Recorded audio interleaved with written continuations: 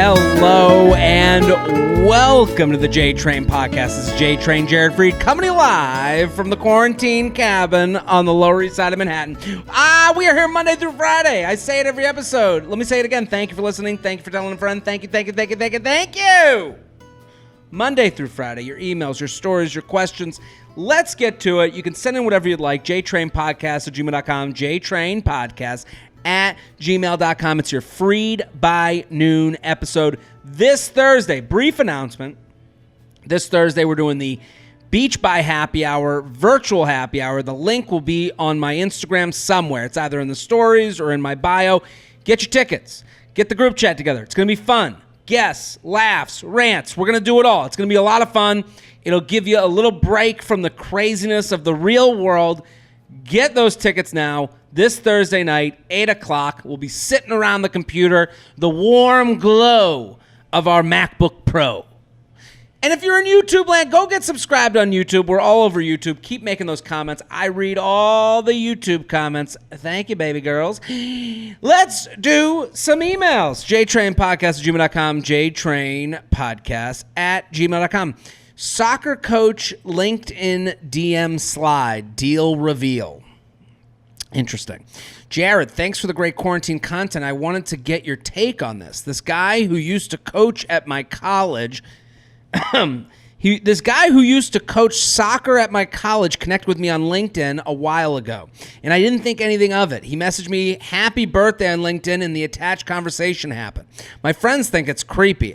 I don't really think it's creepy, but I do not understand the motivation behind it because we don't live near each other at all and never met. For context, I graduated college 2 years ago. Before we get into the conversation, it's a bit creepy. He's using the commonality of used to coach soccer at my college. And I don't really think it, but I don't know, because we don't live, this guy who used to coach soccer, so they never met. I wanted to get your take on that. Attached conversation. My friends think it's creepy. I don't really think it's creepy, but I do not understand the motivation behind it because we don't live in each other at all and never met. So it's not even like he's your soccer coach. So the only reason for him to be messaging you happy birthday is he's using the commonality of you have the same school, which is kind of like a built-in trust builder. He's using that built-in trust to be able to converse with you over the internet.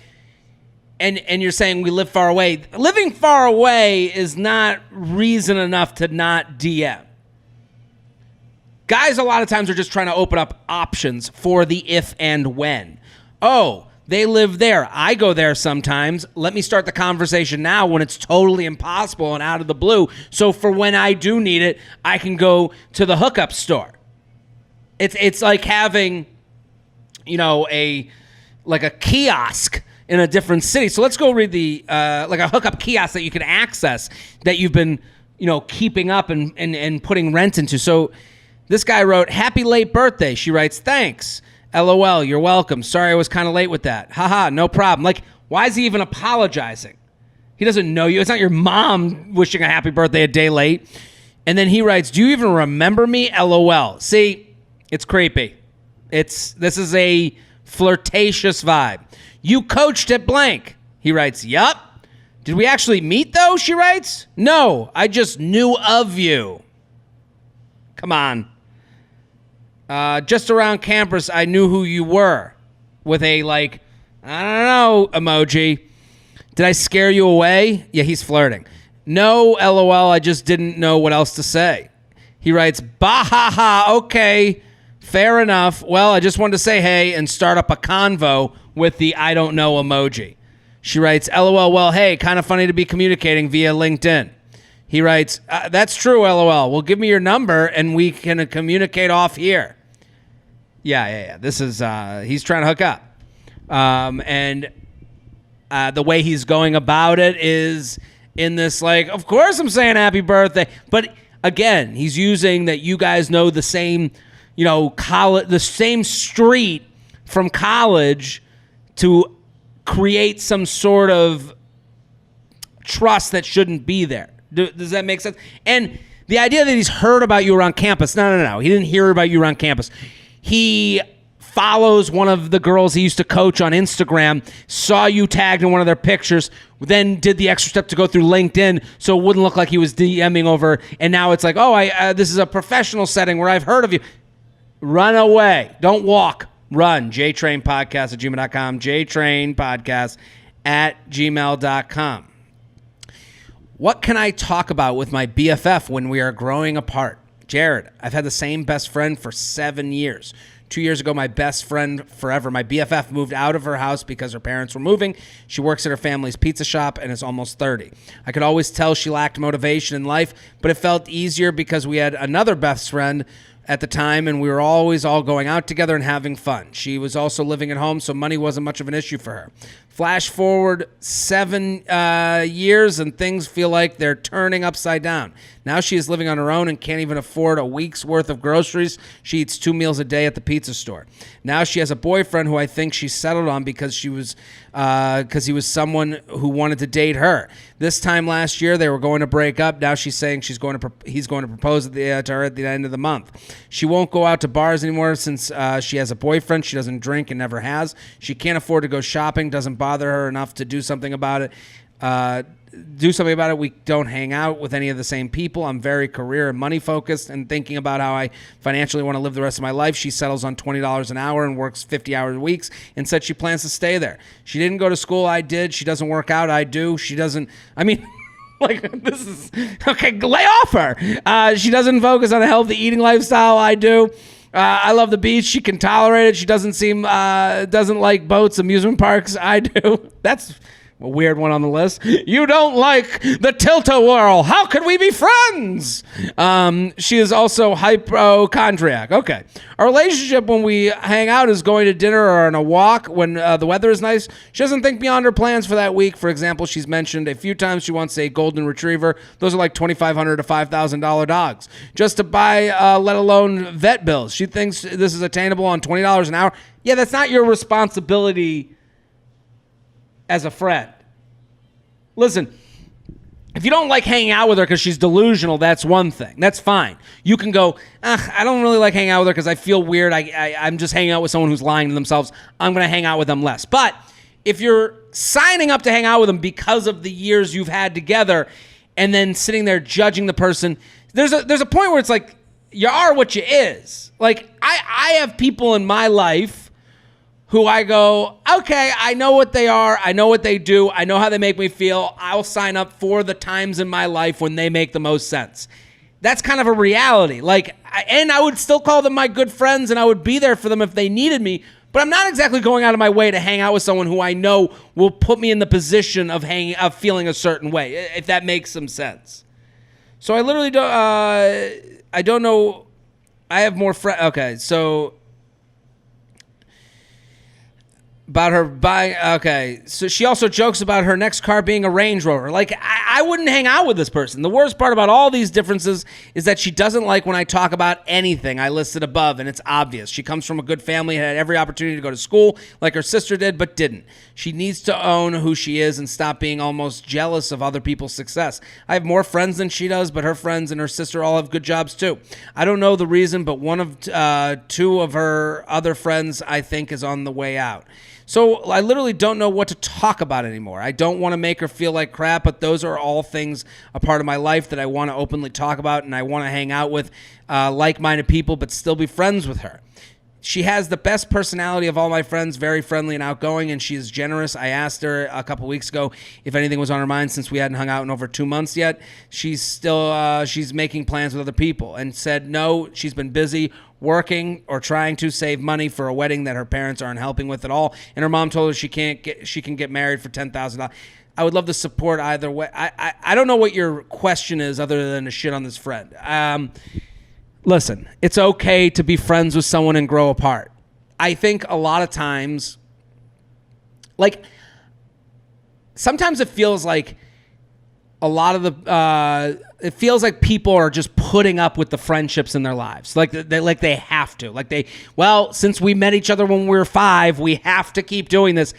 And I don't think it's really that, that black and white. You can have someone that you go, love them, have such a history with them, That's it. That could be it. We don't hang out as much anymore. That could be a perfectly reasonable explanation for you two growing apart. It sounds like she's got her own thing going, whatever that thing may be. It sounds like you have your own thing going. I don't think I think always having the door open, is a good policy. I think you're taking personally that the relationship is falling apart, and really there's nothing to take personal. She's living her life, you're living your life, and by virtue of like trying to figure out how you guys can be close again, you're getting a vibe from her that it's like you're trying too hard. And I would just say, listen, my door's open. Call me anytime. I'd love to hang out if it works out, but I'm not going to like kill myself to do that. Jtrain Podcast at gmail.com. Jtrain Podcast at gmail.com. Am I too much in my head? Jtrain, Feather, love the podcast. Need some guidance. I was set up by mutual friends with a guy they think could be a match. Lo and behold, I'm 29 and he is 25, which was not disclosed to either of us at the time of the setuping. We are both on board with age just being number, but we also can't meet for at least 6 weeks due to outside circumstances. I'm nervous that when we do meet, we've exhausted everything there is to talk about. Should I keep the texting going or hold off until we meet in person to see if there's chemistry? Will suggesting a FaceTime spook him? Since I'm older, I'm afraid I'm looking for different things. But we seem to be connecting on almost everything. I've been the younger one dating older men. How do I navigate being the older woman? Appreciate any advice. Miss Cougar Mellencamp, feel free to share on air. Yeah, I mean, that's what we do. So I would say there's one sentence in your email that I would get away from. I would say, first of all, I would say to him, hey, this has been great. I'm down to meet up.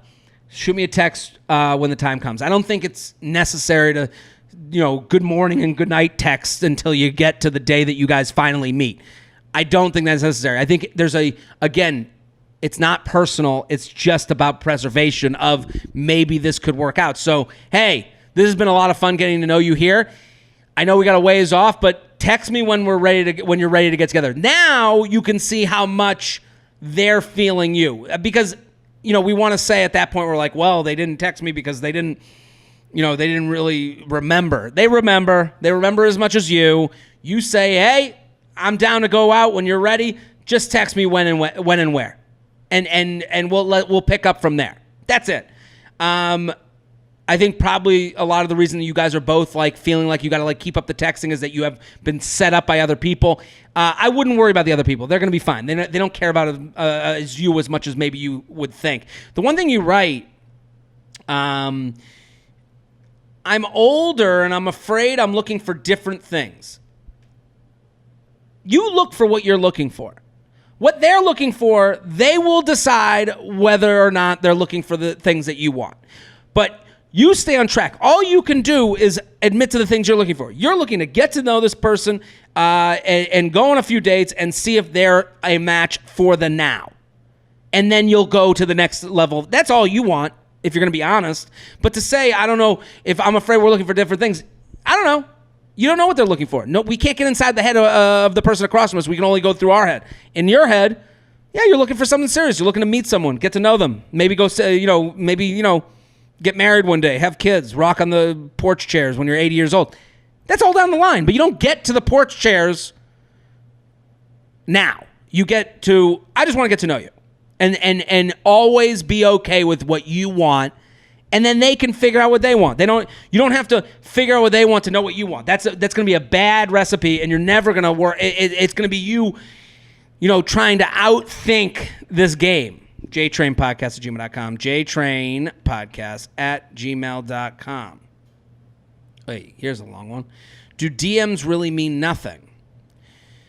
I'm in need of your insight on a very odd chat I just had with a past fling. The background story. About 2 years ago, I matched with this guy on Bumble. We went on one date and had a great time. We made plans for a second date. However, we had to reschedule. I was okay with this, and we rescheduled. However, a few days later, he reached out again to cancel, rescheduled the date, and I blew him off. I took this as him not taking me very seriously, which I did not like, and he decided he wasn't worth my time. All right. Fast forward a few months, and our paths happened to cross again, this time through a networking event, small world. Afterwards, he reached out, asked me on a date, to which I said yes. After 3 to 4 dates, I realized I just didn't feel the spark and cut it off. About a year ago, I drunkenly reached out to him again, asking if he'd be willing to give it another shot. For some reason, when I'm single, I always reconsider the short time we spent together and wonder if maybe I just hadn't been in the right emotional place to give it a real chance. When we originally had gone out, I was still getting over a pretty awful breakup. He said he would be interested in grabbing a drink. However, he also told me that he had been seeing someone. Needless to say, he never followed up about getting the drink. Now, fast forward to the present time. We both follow each other on Instagram, and over the past couple of months, he has been randomly DMing me, responding to stories I post, giving me a new song and book recommendations. I knew he had a girlfriend for a while. However, she has been MIA from his social media for a couple months. I took the random messages as him showing interest and decided to give him one more, and I swear, final attempt. I already deleted the message I initially sent him, but my text said, "Hey, I feel like we've been having an on and off communication fairly often, and I was wondering if you'd be interested in hanging out again.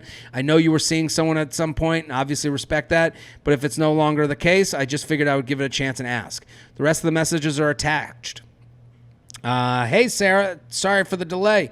Was playing golf. I appreciate you being thoughtful, respectful. Short answer is that I'm still dating someone and it's going well. Full disclosure, it would have been something I was interested in. You seem very confident it would have been different, and I know it's tough timing, but it would not be fair to say it would happen soon. I'm so super sorry if the communication was misleading. We just have a lot in common and was just trying to be friendly and keep in touch. I really do wish you all the best moving to the blank area, so I'm sure I'll see you out on the trail. So then I know that response wasn't what you were looking for, but I guess I was expecting some sort of response on your... So she didn't answer. He says, I know that wasn't what you were looking for, but I guess I was looking for some sort of response. She writes, oh, my bad. Honestly, your response was a little confusing to me, but as you said, short answer is no, LOL. Is it a bummer? Sure, but it is what it is. I misinterpreted. That's on me. It's all good. And then he wrote, nice save there. Didn't mean to be confusing. I'll blame it on the 4 hours of golf. Just wanted to be sure we had a mutual understanding. I really do hope you find someone that makes you happy and wish you the best. So now her question, what the hell is he saying? Did you find this response as odd as I did? Also, what was the point of him reaching out to me again the following night when I didn't answer if all he is going to end up saying is he wishes me the best? Finally, and I know you will shake your head at the fact that I am even considering this as any type of sign, but ever since we had this conversation earlier this week, he's stopped watching my stories. I know I shouldn't think too far into that, but at the same time, I find it to be more than a coincidence. Very excited to get your opinion on the situation. I don't plan on reaching out to him again, but I do have to admit that I'm still thinking about it and just want answers to what the fuck the deal is. Yours truly, is the flame gone for good? So I understand the confusion. I understand what she's saying. I'm reading these messages, and it goes back to the first. So I'm going to read something back. We both follow each other on Instagram over the past couple of months. He's been responding to my story posts, giving me new song and book recommendations, etc. I knew he had a girl. I always consider. Okay. Let's go back to this. About a year ago, so this is after, in this long whole thing, she starts with, they met on Bumble, they go on a date, nothing happened. Then they reschedule, then they cross again, they go on 3 to 4 dates, she cuts it off, okay? Then a year ago, she drunkenly reached out to him again, and she says, for when I'm single, I reconsider. So he has always been a nice... These guys are always going to be a nice landing spot for you because, again, this guy is in a relationship where he doesn't know where it's going, and he wants to make sure he has options for way down the line. He's setting himself up for a successful future, even if he won't ever use that. You're the Hookup Kiosk being set up in another town or another area of life and another timeline for the if and when. So he's sitting here so when you say to him a year ago, when you drunkenly reach out to him, he says, he said he would be interested in grabbing a drink. However, he told me that he had been seeing someone. So again, he's always going to be nice enough to you to make you an option for at some point. So he did that a year ago, and now he's doing the same thing again. He responds to your Instagram stories because that takes fucking 2 seconds. He gives you book recommendations because that happens in 3 seconds. And then when you reach out and say, hey, I would love to go on a date, but I think you might be in a relationship, he goes, I'm in a relationship, but, you do have that thing I'm into. You do. And that's not to say I wouldn't in another world. That's him saying, that's not to say I wouldn't when this thing maybe ends. Just letting you know, stick around. There might be a whole nother part of the show where it's you and me. So that he's keeping you on the hook because it doesn't cost him anything. It's just, oh yeah, I would if the situation was right. So I know why that's confusing, because you're like, well, why does he even care to keep me on the hook? It's low investment, high reward, low risk, high reward. He's being just nice enough. If I'm you, and then he wants that second answer because he wants to make sure you're good and see him as being a nice guy. So if I'm you, it's time to unfollow this dude. It's time to unfollow on Instagram. And okay, why does he stop watching your stories? Because he wants this to cool off. He knows you notice him on Instagram stories. He knows you notice his DMs. I'm going to back off for a few weeks. He'll be back. But I don't think you should let him back. Unsubscribe, unfollow. He is eating up a place in your brain that you don't necessarily need to let him eat up. Jtrain Podcast at gmail.com. Jtrain Podcast at gmail.com. Boys Weekend. I've been dating my new boyfriend for 3 months. Things have been going great. We had an instant connection, are super compatible, and there have been casual mentions from both of us about future plans, meeting parents, etc. Anyways, he is going out of town next weekend for a quote-unquote boys' weekend to celebrate his friend's 30th birthday. When I asked who all was going, he named a few of his guy friends and then said, and friend's fiance, and whichever friends she invited. Ooh, the party's opened up. My question is, do I have a right to feel offended for not getting an invite? I've never met his fiance, and I have yet to get to know these friends due to everyone being antisocial over quarantine up until now. I tried putting myself in her shoes, and I could see where she might not want a random girl coming. However, I can't help feeling a little uncomfortable with it. I trust him, but I think it's just a little odd. He's partaking in a boys' weekend with a group of girls I don't even know. I didn't want to seem like a wet blanket by expressing my feelings, because I honestly don't know if I'm overreacting or if this is actually weird. Your advice is greatly appreciated. I gotta say, I don't think listen, feelings are feelings. No one can tell you how to feel. Your feelings are justified. My exception comes, it's been 3 months. I do understand where this boys trip existed before you existed to him. And I do understand where this woman has this guy has a fiance. She's like, I'm bringing my friends because you're bringing your friends, and this is what we're doing. And I could see how this was planned without you and then you two get more and more serious. And I think he's probably didn't bring it up until he absolutely felt he had to, which is why you're getting this information closer to the date. If I'm you, I think you can bring it up. I'm not going to say you can't bring it up, but I will say I can understand why it's evolved this way. I can understand why he's like, yeah, she's bringing some friends, and I don't even know those friends, but they're a part of the trip too. And I can understand where this boys' weekend got. Also, you don't know the nature of this guy with his fiance. Are they in that type of relationship where they can't let each other go on their own trips? And she's bringing the friends because, well, if you're going to go on a boys' trip, I'm bringing the girls, and we're going to make sure that we're all on top of you. And it's like, I think you live in the land of trust on this one. It doesn't and I think it's okay to say to him, hey, I always kind of use humor in these situations where you go, hey, and watch out with those friends trying to attack you, like something along those lines. I think, but I don't think there was a window to be like, and I'm bringing my new 3 month. You understand? So I would lay off of this one. I think it's okay to acknowledge, like, hey, enjoy your vacation with these 7 women that I don't know. Like, I think that's okay to say, but I think also, like, let him go on this trip. I don't think 3 months in it's really in the best interest. You could say something. I just don't think 3 months in. I don't know how you would have been included. Jtrain Podcast at gmail.com. Jtrain Podcast at gmail.com. We're sponsored this week, people. New sponsors every week. Support the sponsors because they are giving you free money. That helps the show. Brooklinen, 10% off your first order, free shipping when you use promo code JTrain at brooklinen.com. Brooklinen is so confident in their product, though all their sheets, comforters, and loungewear and towels come with a lifetime warranty. That's great. Postmates, here's a great deal. Get $100 in free delivery credit for your first 7 days. Download the Postmates app and use code JTrain.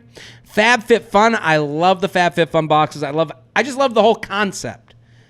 My girlfriend Jess is walking around in Tom's sunglasses because they came in the box and she loves them.